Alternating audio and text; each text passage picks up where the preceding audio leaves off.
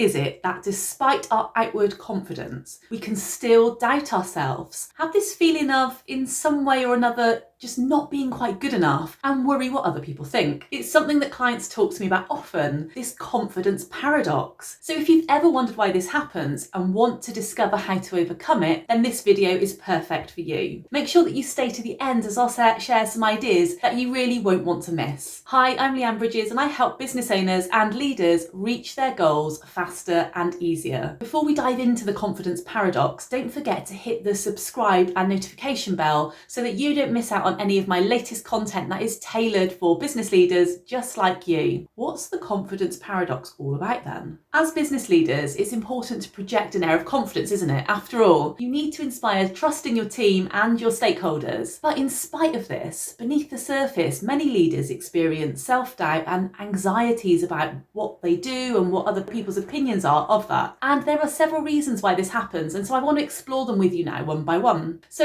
the first of these is imposter syndrome, which, if you're not familiar, is that feeling that you're just not as competent as other people perceive you to be. Logically, you know you're competent, but you just get this feeling of not being up to the task in some way or another, and it causes you to worry about what other people think and whether you're delivering or the way you deliver, whether that's good enough. The second is perfectionism. Many leaders set incredibly high standards for themselves, which can lead to a constant sense of inadequacy, and this perfectionism often fuels doubt and can make leaders hyper aware of other people's opinions. The third is because of making high-stake decisions. You're undoubtedly responsible for making significant decisions that affect your business and team. And this responsibility can weigh heavily on your mind, and that leads to worry and doubt. And then the fourth is constant scrutiny. You probably feel as though you're constantly in the spotlight, and that can make it seem like your actions and decisions are constantly being analysed and can lead to this heightened concern about what other people think. So, now that I've explained some reasons why this paradox exists, let's look at some strategies to overcome it. So the first is acknowledge your feelings. It's essential to acknowledge and accept your feelings of self-doubt and worry. Once you acknowledge this, it helps you to start to move forward and identify the root cause so that you can actually work on addressing it. To move forward, you need to get to the subconscious thoughts that are driving this. The second is to embrace vulnerability. By being open about your self-doubt and your concerns and deciding to take action, it's a great step forward, but it can make you feel vulnerable.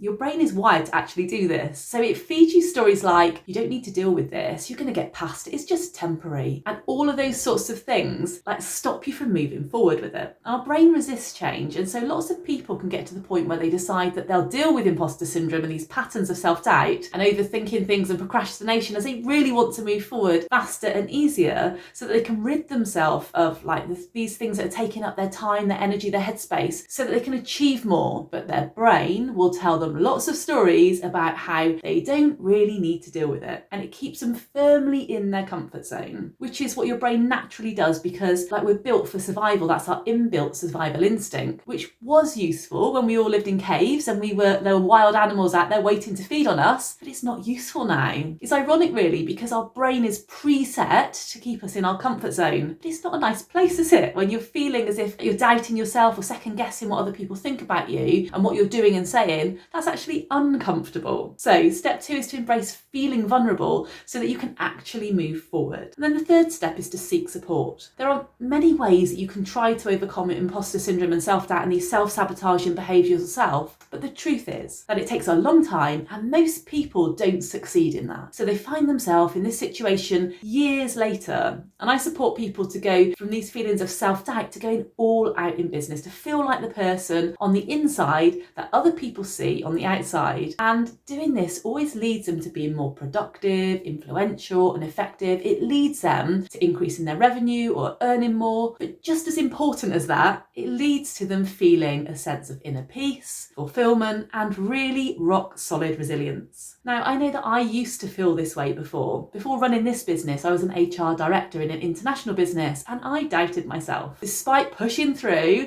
and looking like I had it all together to everyone else, on the inside, I doubted myself and I wasted so much time and energy and headspace on all of that stuff. And having found out how to overcome it, life on the other side of this is just so different. It's really hard to explain, but I can just decide to do things now and just do them. I can't remember the last time that I worried about what someone thought about me. I mean, of course I reflect and check in with myself, but I never judge and scrutinise myself like I used to. And now I just get so much more done because of all of that. So for me, that leads me to more sales in my business and making big strides towards my long-term business plan. And I feel so contented with who I am now. Like, life on the other side is just incredible. So to draw all of this together, the confidence paradox is a common experience among business leaders. And by understanding its causes and implementing strategies to overcome it, you will really move forward. If you'd like my support, then DM me or email me at leanne@leannebridges.com.